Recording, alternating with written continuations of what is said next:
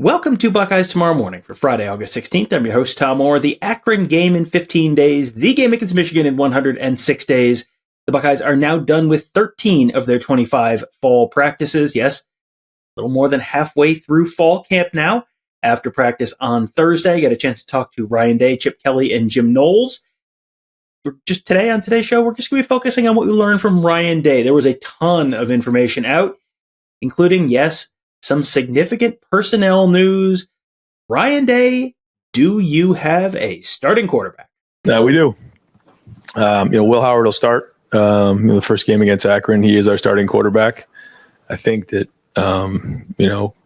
Chip has done a great job of rolling the quarterbacks from the first day of spring all the way to now. I think we're 12 or 13 practices in here. So you're talking almost 27, 28 practices. And when you take the aggregate of all the numbers, Will graded out significantly ahead of the other guys in the teamwork. And, Devin right now would be the number two. Now we still have a big scrimmage on Saturday. So these guys are going to continue to work. Julian, Lincoln, Air, they're all going to, compete, going to try to get as many reps as we can. We are currently still rolling 3 groups. So there's a lot of reps to go around. But we're excited about Will being the starter. Will has really taken a command of the offense, I believe. You feel him in the huddle. You feel his experience. I think he did a really good job, as we talked about, of changing his body in the offseason. So he's become a threat both with his legs and with his arm. And the more he understands what he's doing out there, and when he does, he's really executing very well. I think the guys are excited, when he gets in the huddle. Not to say that they're not excited when the other quarterbacks are in there, but they do feel Will. And, I know he's excited about leading the team. During that answer, Ryan Day talked about Will Howard really significantly separating himself from the rest of the pack in that race for the starting quarterback job. So what did that separation look like on the field? I think coming off the spring, everything was very new. It was a significant change in terms of scheme and what we ask the quarterback to do. Once he kind of went through the offseason, he changed his body and then came in with a much better knowledge of what was going on. You could see him playing faster, his feet were moving, the ball was coming out with more pace. And then I think after the first week, you just start to see him take control, make good decisions. And that's the biggest thing. I mean, we have a good defense this year, so we don't need, extraordinary play. I did say this at this time last year. We need someone who's going to take care of the football, make good decisions, make the routine plays routinely. He's got to play well on third down. He's got to play well in the red zone and win the game in a 2-minute drill. I mean, that's what we ask our quarterbacks to do. We have a good surrounding cast around him. And so taking care of the ball is very, very important, but then also scoring touchdowns. And I think all of our quarterbacks this year bring a skill set that they can beat you with their feet. They can beat you with their arm. But they got to beat you with their brain too. I mean, that's a big part of it. And it's going to be a long season. So, we're going to have to get really good at our fastball. We're going to have to be able to change things up as time goes on. This is now 2 years in a row that Devin Brown has come up just short of the Ohio State starting quarterback job. Obviously, after coming back following last season, that has to be a little bit disappointing. So what was that meeting like with Devin Brown and the rest of the quarterbacks to let them know that Will Howard was going to be the guy this year? Yeah, I met with them this morning, all of them together. Had Coach Kelly in there and Riley and Billy, and we were all in there. And I just kind of shared with the group that we were going to name Will the starter, and felt like he has separated himself, in particular in the last week to 10 days. That right now that Devin would be the number 2, but that is going to continue to be a competition, especially into camp, because we're not done camp yet. We have a big scrimmage on Saturday, so we'll continue to do that. But Devin, has shown the ability to do just about everything we ask him to do.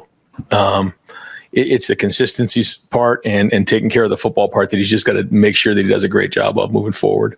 And if he can do that, then he can play and be a contributor for it. Because I reminded them again, we all know the story of, with Cardell and JT and Braxton. So I also shared with them that Max Duggan, was a backup the year he went to the Heisman Trophy in the first couple of weeks. So, a big part of being a quarterback is resilience and continuing to work. The minute you faced a little bit of, an obstacle or resistance along the way. You just got to keep pushing. And, we all know the stories of some of the great quarterbacks that have worked through different versions of adversity. So, he had a really good practice today, Devin. Same with the rest of those guys. So they got to keep pushing, and, we all know that we're going to need them along the way. And, we're going to look to try to get them in the game, early in the season when we can. You heard earlier in one of those answers that the battle for the backup quarterback job still going on. And Brian Day said in a separate and sort of shorter answer that Julian Sayin was still very much part of the picture in that battle to be QB2 this year. So what would Julian Sayin bring if he ends up winning that backup job? Yeah, well, he has a tremendous ability to locate the football. The ball comes out quick. His mind moves quick. You guys have all seen the talent. The thing for Julian is just, getting more and more reps. And we say, like, when you get out there, you're either remembering what you're doing, you're learning what you're doing. And, for him, a lot of times, he's still learning out there. He's trying to figure it out. And, it's a little bit different than where he came from in terms of a jump from high school to college. But you see the talent, and, the faster he learns, the faster he's getting it on the field. He's going to play a lot of football at Ohio State. And, when he gets on the field is going to be up to him. The quarterback position, obviously far from the only one where Ohio State is still sort of sorting some things out on the depth chart and the two deep heading into the season. So now let's talk about the offensive line. Where do things stand with finding a starting right guard, maybe the third tackle, backup center? Where do things stand with all those? Yeah, so we have finally gotten through some of this funky illness that's going on. So we're finally getting these guys out there, but we're just a little bit behind there. I will say that Tegra's been there the whole time and has really showed improvement. I got to watch the film from today. Today was a physical practice, but I felt him, especially in the last couple drives. I think he's taken a step forward for sure. Seth McLaughlin's been, probably our most consistent offensive lineman in the first couple weeks of practice. And so, we'll kind of see where it goes, through the scrimmage. Carson, was out there a little bit, and Donnie's been out a little bit, Simmons, same thing. So it hasn't been, easy because they've been kind of a little bit in and out. George has missed some time. There's not enough of a body of work to have a, real strong opinion in that area. But I will say for the guys that have been there, like Tegra's, stood out as being able to play starting, as a starting level player and the quality that he's playing at right now. Now, there's still things he needs to improve. And Seth the same way. So we got to get Carson out there. We got to get him, back with his feet underneath him. And, I'll have to look at the film today, but also Saturday will be a big evaluation for those guys. Tegra Shabola sounds like he has made the most of his opportunities in fall camp, especially with other guys being out quite a bit. So is it possible for Tegra Shabola to end up as both the starting right guard, but also be the best option as that third tackle on the roster? Yeah, but we're trying to keep Tegra at guard right now and let him master that. I think it is hard when you go, especially somebody who hasn't played a ton of football, bouncing back and forth. I will say that, Zen has shown some signs. He really has. And so, we're hoping, that we can find the third tackle from the tackles that we have. George has been out for a while, so it's been hard to get him going.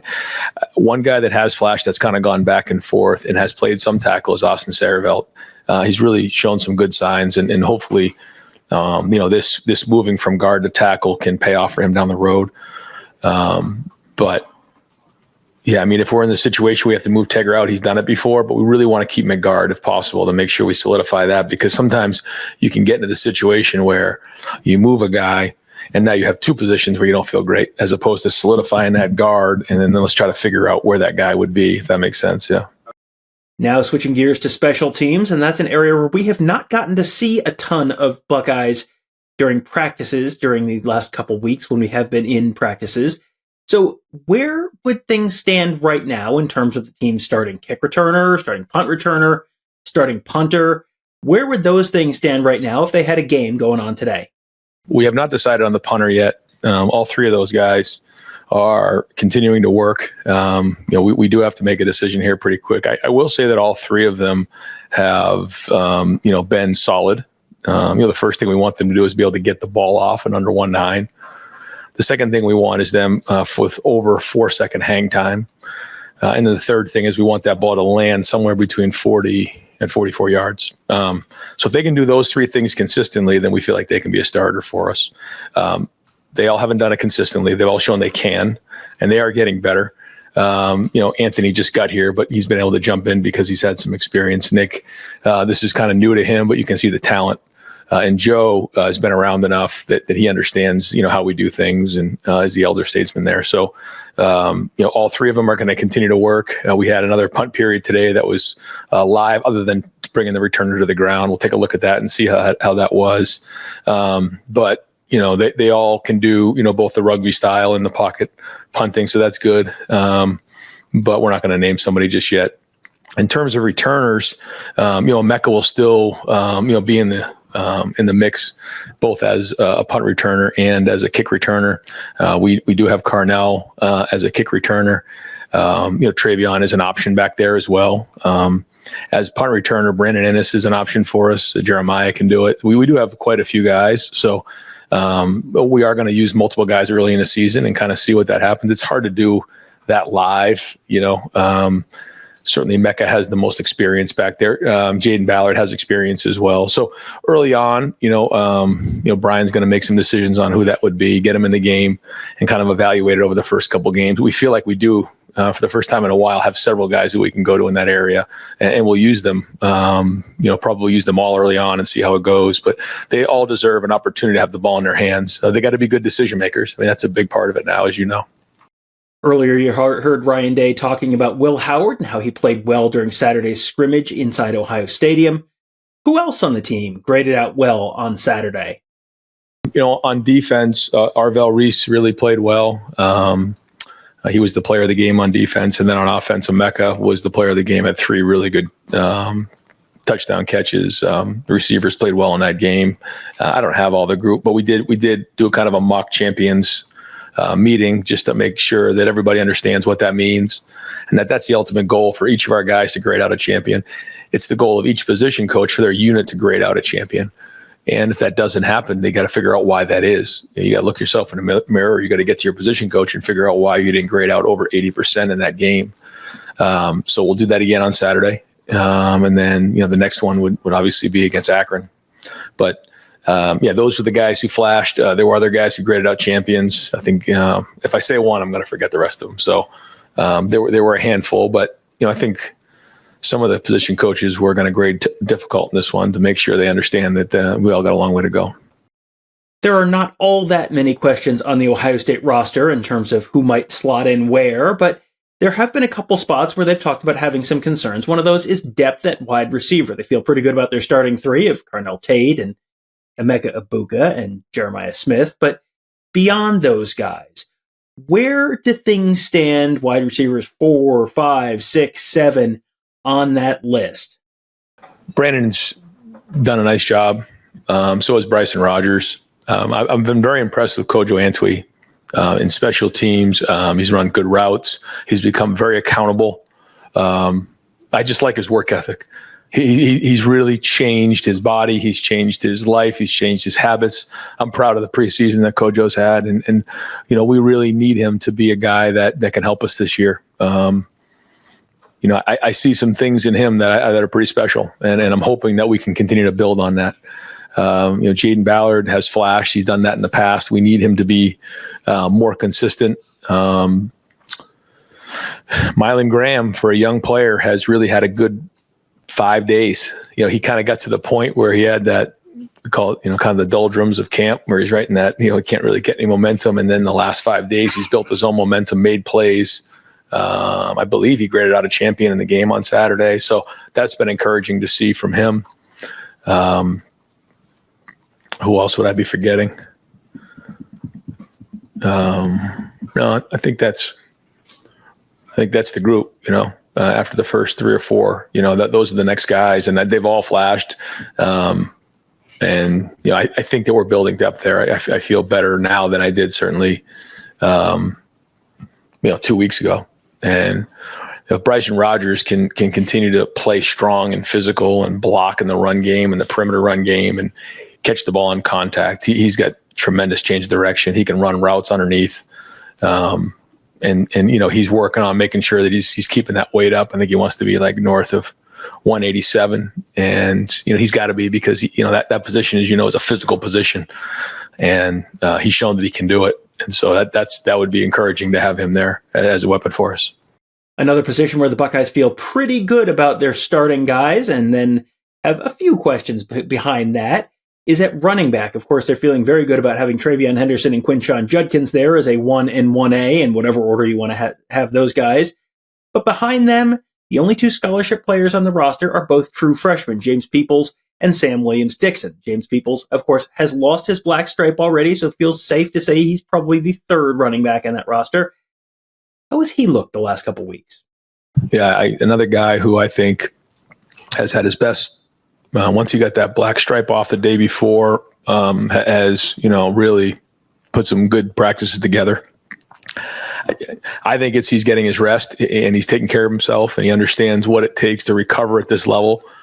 And he's on his stuff. He's got a great look in his eyes. He's got a great energy when he walks in a building, and you're seeing that the way he runs. He's seeing it faster, doing a better job in protection. So I'm excited about what I've seen the last week from James. And the Buckeyes will be back inside Ohio Stadium on Saturday for their second and final scrimmage of the fall. What is the biggest question that Ryan Day still has to answer on Saturday in that scrimmage?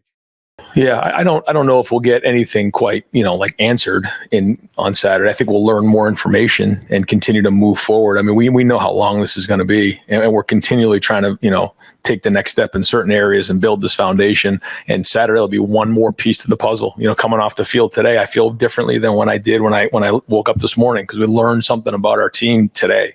I think it'll be the same thing on Saturday. Will there be some positions won? Probably.